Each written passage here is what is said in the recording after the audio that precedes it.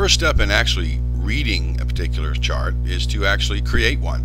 So the process of creating one is very straightforward. I like to use stockcharts.com. So I'm going to go ahead and enter the address for stockcharts.com at the top, and that's www.stockcharts.com, stockcharts.com, and finally the site comes up. Now this is one of the sites that I consider to be extremely busy. You'll notice there's information at every turn, hyperlinks, little articles, etc. scattered about, but the only area that you need to focus on is the small blue box about the middle of the screen towards the left side of the page under the easy as 1, 2, 3 create a chart now.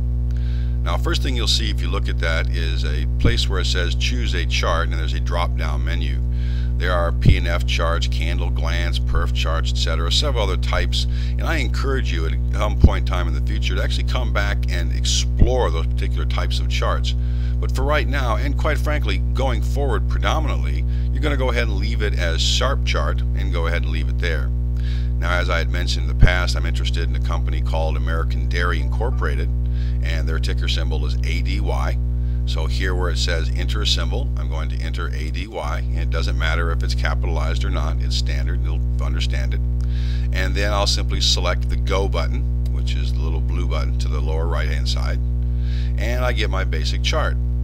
Now the chart as it stands right now is actually not too bad and actually could be useful, but what we're going to do is we're going to jazz it up. We're going to make it a little bit more readable based on the information from the class. So we're going to scroll down, and where it starts with chart attributes, we're going to do some basic adjustments. We want to go ahead and leave daily as our periods, and as far as the range is concerned, we want to go back 6 months. 6 months is an optimal time frame to begin looking at trends of information. It's not going back so far as to create stagnant data, and it's not going back too short to not give us an idea of trending. So 6 months is the optimal time frame for a basic chart. And as far as the type is concerned, there are many types of charts, and in fact if you click in the drop down under type, you'll see OHLC, HLC, line, thin, solid, dash, etc. And all of these charts have their purpose and their place. However, for the most part, for my personal trading, and probably for most of your personal trading, 1 or 2 of those charts will pretty much answer most of your questions, produce the optimal readable graph. And the one that I use predominantly, and I'd like you to start out with right now, is OHLC bars, which you recall is open, high, low, close bars. So we will select that.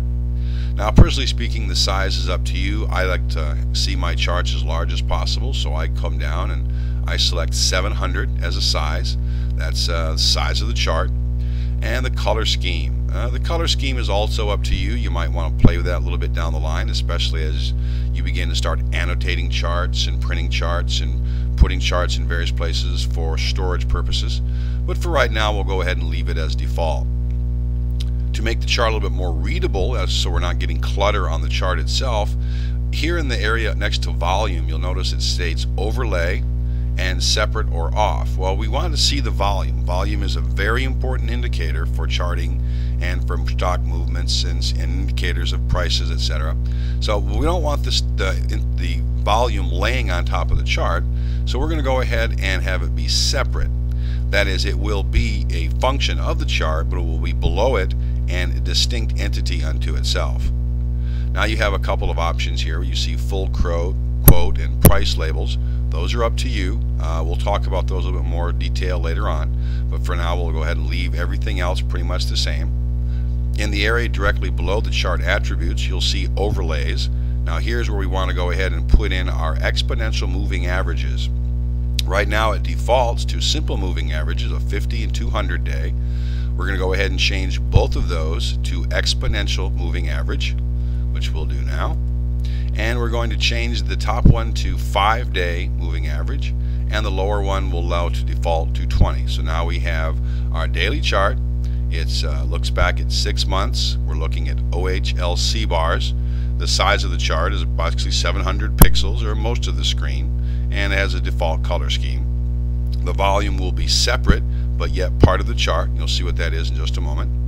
Now directly below the overlays area, you see the indicators. This is your RSI and your MACD, which we talked about previously, and we're going to go ahead and allow those to remain. And then all we have to do is select update from any of the 3 or 4 buttons you'll see on the screen that state update. We're going to go ahead and select those and update, and we have our chart. Now from here we actually have a chart that we can actually begin reading.